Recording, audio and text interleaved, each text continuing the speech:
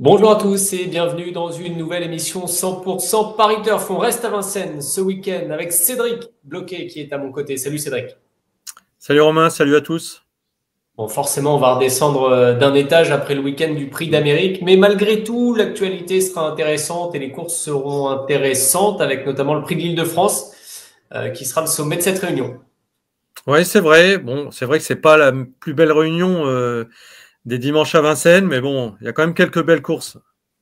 Voilà, on a du mal à se remettre un peu de l'euphorie du Prix d'Amérique et on redescend un peu plus sur terre, on va dire ça comme ça. Avec le Prix de Moutier, la première pour des pouliches de 4 ans sur les 2007 de la Grande Piste. Elles sont nombreuses, elles sont 15. Est-ce que pour commencer déjà, Cédric, une course facile à déchiffrer? Non, c'est un lot homogène, c'est assez difficile à déchiffrer. C'est quand même un petit prix de série, même s'il y a quand même deux juments qui semblent se détacher un peu des autres. Il s'agit du numéro 13, Latina Quick, une protégée du redoutable Marc Sassier qui vient de faire une bonne rentrée avec ses fers. C'est sans doute l'engagement visé. Il m'a dit qu'il l'estimait en début de meeting. Elle va être confiée à Eric Raffin, déféré des 4 pieds, donc je la pense capable de remporter ce prix de série devant le numéro 11, Lucrèce Aufort, qu'il faut reprendre. La dernière fois, elle s'est montrée un peu trop brillante. Elle n'a pas une marge de folie, mais les autres non plus, donc ça peut passer. Ça peut passer. On enchaîne avec le Prix Indienne au trot monté. Alors, quelques belles courses, notamment on parlait de le fait de redescendre de plusieurs étages avec ce prix de l'Île-de-France. Mais malgré tout, on a quelques courses intéressantes au trot monté. Et ce prix indien en fait partie avec des chevaux confirmés qui vont s'affronter sur la distance de 2175 mètres. On devrait aller vite. Ouais, des 5 et 6 ans de qualité, comme ce numéro 4, Jason Ducourroy, qui était mon favori la dernière fois. Il a fait la faute en bas de la descente. Il a tout montré en retrait. Je le reprends en confiance. Nathalie Henry a déjà gagné avec lui par le passé. Il a aussi réussi sur ce parcours. Maintenant, il y a une sacrée opposition. Il ne court pas tout seul. Et le numéro 9, Elegance Chronos, c'est une jument qui est classique dans son pays en Suède, placée de groupe 1. Alors certes, elle n'est pas confirmée au trop monté, mais la dernière fois, c'était la note dans le prix de croix, partie au galop. C'est un peu son défaut, la volte. Mais par contre, en retrait, c'était très bien dans un lot de qualité. Et si elle est faite pour porter l'homme, attention, elle peut mettre tout le monde d'accord. Elle peut aller très loin. La troisième, le prix Léopold Verhoeven, c'est le premier groupe de la journée. Il est réservé à des 3 ans. La distance est la même. On reste sur 2175 mètres. Ils seront 9 au départ avec, forcément, hein, c'est un peu la mécanique des groupes. Hein. On a là, ici, en piste, des poulains très prometteurs. Ouais. C'est vrai que c'est des 3 ans de qualité, d'avenir. Et certains, d'ailleurs, vont courir le prochain Critérium des jeunes. Alors, le numéro 9, c'est la nouvelle étoile de Jean-Michel Bazir. 1000 étoiles, justement, elle se nomme. Elle vient de faire grosse impression. Elle a gagné dans un canter, vraiment sans rien lui demander, sur le web de Miss Sandaï, mais il y avait beaucoup de marge. Et le coup d'avant, elle faisait jeu égal avec une certaine Melba du Gers, qui est peut-être la meilleure pouliche pour l'instant. Mais bon, 1000 étoiles s'en rapproche sérieusement. En tout cas, elle va passer un test. Et s'il est concluant, elle devrait participer justement au Critérium des jeunes. Comme numéro 6, Mystique Sonato, qui vient de faire une rentrée tonitruante à Vincennes, une rentrée gagnante. Ce jour-là, il a pris les commandes de l'épreuve. Il s'est imposé en costaud. Un cheval également d'avenir qui est capable de lui donner la réplique. Ouais, et puis d'ailleurs, à ce sujet-là de Mystique Sonato, on va pouvoir lire dans le journal de ce samedi, vous avez pu lire dans le journal de ce samedi, quelques lignes au sujet de son jeune entraîneur Antoine de Vaugirard. Il a travaillé pour Sébastien Garato, ça fait quelques temps maintenant qu'il est passé dans le rang des entraîneurs. Et là, il a vraiment un bon poulain sous sa coupe, donc à suivre de près ce dimanche. On continue, Cédric, avec la quatrième, le prix de la Gironde. C'est le quintet réservé à des chevaux d'âge. Alors là, la catégorie, elle n'est pas usurpée puisqu'ils ont entre 9 et 11 ans. Donc c'est forcément une belle course pour ces chevaux-là qui ont peu d'occasion de courir, entre guillemets, entre eux. Ouais, c'est un petit quintet dominical, hein, vraiment pour un dimanche à Vincennes. Ça fait pas rêver ce quintet. Donc c'est vrai, comme tu l'as dit, c'est quand même une course pour vieux, certainement visée par bon nombre d'entourages, car les opportunités ne sont pas légion, surtout dire face à une telle opposition. Et le numéro 11, Grand Roi Kaluma, doit être acheté en confiance. Le coup d'avant, il courait très bien dans un lot à peu près analogue. Il s'était trouvé enfermé. À mi-ligne droite, il a eu le passage un peu trop tardivement. Il faut le racheter. Là, une fois en province, il s'était montré fautif. Ça ne compte pas. Et je lui oppose le numéro 7, Gali de C. Linières, qui vient de se balader à Cagnes-sur-Mer, mais elle a aussi des références à faire valoir à Vincennes. Donc, il faut la reprendre en confiance. Le prix de la Creuse, la 5e à 15h50. On s'approche gentiment du prix de l'Île-de-France avec cette course européenne à la clé. Alors bizarrement, ils ne sont que 10 au départ. Pourtant, c'est une catégorie de chevaux que l'on connaît bien. Ils sont âgés de 8 ans, donc ils sont très confirmés là aussi. 2100 mètres au programme et une concurrente en conséquence sur la seconde ligne, c'est Elia de Fromentin, le numéro 10. Ouais, je fais confiance à un concurrent suédois que l'on connaît bien sur notre sol. C'est le 6 Chitchat. Souvent remarqué, alors la dernière fois, il a eu un parcours exécrable dans un lot de qualité. Il était co-favori d'ailleurs du Quintet avec Jotun du Dôme. Jotun du Dôme, c'est un cheval de qualité. Ça situe le lot. Là, le lot est nettement moins fort. Et le coup d'avant, il était battu dans un Quintet justement par le numéro 5, Beautiful. Mais ce jour-là, Beautiful avait eu un parcours sur mesure. Et lui, c'était la note. Il avait fini très fort sur elle. Donc, je pense capable de prendre sa revanche sur sa rivale. Et il faut noter quand même que Daniel Wagersten, qui a gagné beaucoup de courses en Suède l'année dernière, c'était l'une des révélations là-bas, n'a encore jamais gagné à Vincennes. Donc j'espère qu'il va combler cette lacune ce dimanche. C'est bien noté. Le prix Raymond Goléo, on enchaîne avec cette fois la catégorie des 6 ans. Une catégorie assez correcte, des chevaux qu'on va retrouver certainement un peu plus tard au niveau des quintés. Ils sont 13 au départ. Là, on passe sur 2007, donc un parcours de longue haleine.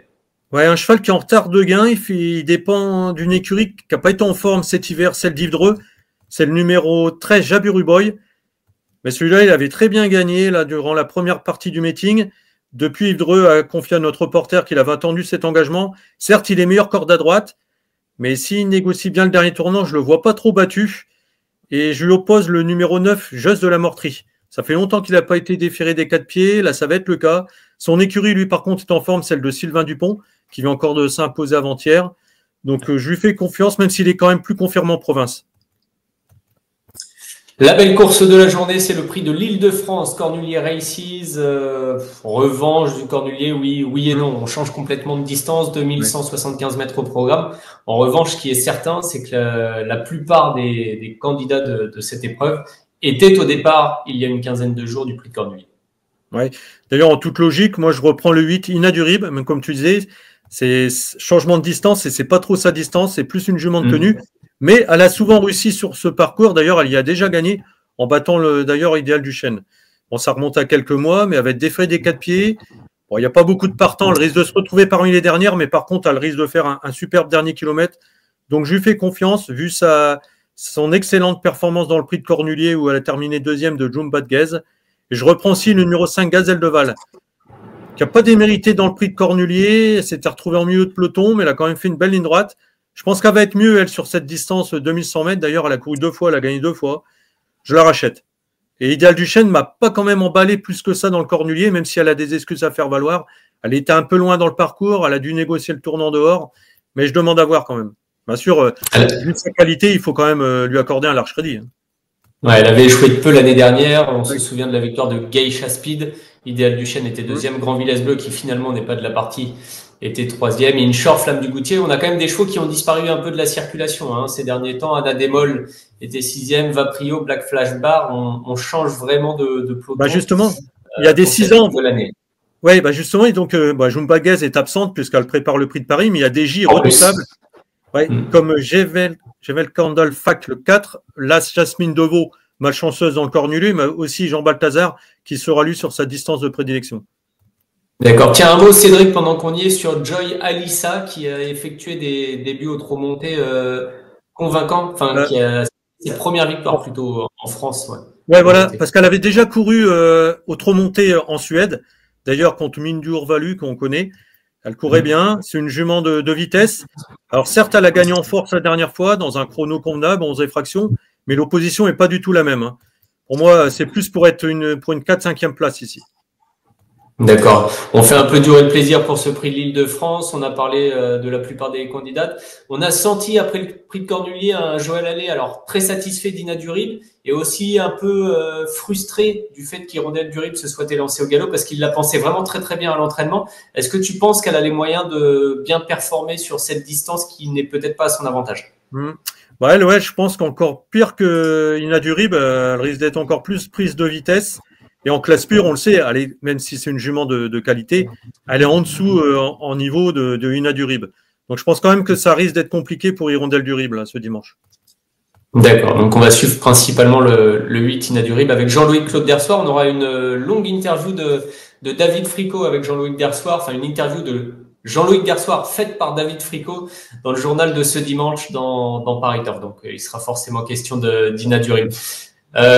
Cédric, on enchaîne avec la 8e, le prix de Gournay-en-Bray. Ça nous rappelle des souvenirs, hein, un hippodrome champêtre pas très très loin de celui de Mokanchy notamment. Et là, on a un lot intéressant avec des poulains de 4 ans européens et certains qui ont un vrai moteur.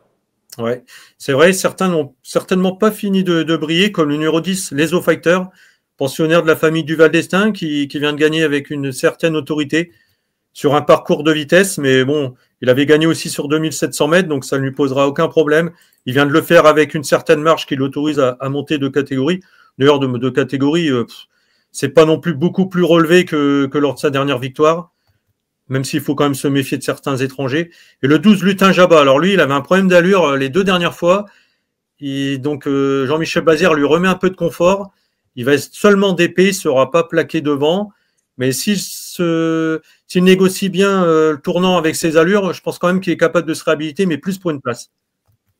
Ouais, d'ailleurs, à ce sujet-là, pour en avoir discuté avec lui, le fait d'être plaqué devant, c'est vraiment un problème pour lui. La dernière fois, on a vu, il était dans une allure très particulière pendant tout le parcours. Jean-Michel Bazir, on voyait, il ne pouvait vraiment pas le lâcher depuis le tournant. Là. Exactement. Donc peut-être à oublier pour Lutin Jabba qui malgré tout garde son estime, donc attention à lui. Ouais. Il y a un cheval dont il faut se méfier, c'est le 5 Francky Barr. Parce que c'est un cheval qu'on avait repéré là, durant la première partie du meeting. C'était la note, l'autre coup. Bon, il a perdu 50 mètres au départ. Il a recollé ensuite, mais il a logiquement lâché prise dans un lot de 4 ans d'avenir. Je m'en méfie beaucoup parce qu'il va déférer des 4 pieds pour la première fois. Attention lui, s'il part. C'est intéressant ça. Disqualifié et 9e pour ses 2 premiers résultats en France. Donc attention au numéro 5. Dernière épreuve de la réunion, le prix de Cagny avec des pouliches de 4 ans sur la longue distance de 2700 mètres. Seulement, j'ai envie de dire seulement 10 partantes. On aurait pu avoir plus de candidates. Ouais, c'est un choix difficile à faire là. Vraiment, j'ai l'impression qu'il n'y en a aucune qui se détache vraiment. Je fais timidement confiance au numéro 10, Lutèce Della, qui est bien engagé pour son retour. En plus, ça va être pour la première fois déféré et confié à Johan Le Bourgeois. Et je oppose sa compagne de boxe, le numéro 5, la Belle de Bélève, qui vient de gagner avec autorité sur l'hippodrome de Nantes en étant déféré des 4 pieds. Ça va être encore le cas. Maintenant, il y a plein d'autres possibilités. Il ne faut pas s'emballer trop dans cette course. Alors, on va finir sur la pointe des pieds dans le prix de Cagny. Donc, Cédric, ton coup de cœur ou ton conseil de jeu pour cette réunion de dimanche? On va avoir mon coup de cœur, donc ça sera donc le 309 000 étoiles que je pense capable de rivaliser face au mâle. Dans le prix Léopold Verroken, premier groupe 3 de la journée de ce prix de l'Île-de-France Cornulier Races qui aura lieu, je le rappelle, à 17h. Parfait, merci Cédric pour tes infos et ton analyse de cette réunion. On se retrouvera évidemment la semaine prochaine pour le prix de France. Et là, on pourra peut-être parler de revanche entre Gone Boy et Ida Otiar après le prix d'Amérique, mais ça, on aura le temps d'en reparler. On remercie Manon qui était aux manettes pour nous aider à vous proposer cette émission et on vous donne rendez-vous déjà très bientôt dans une nouvelle émission 100% Paris Turf. Salut à tous.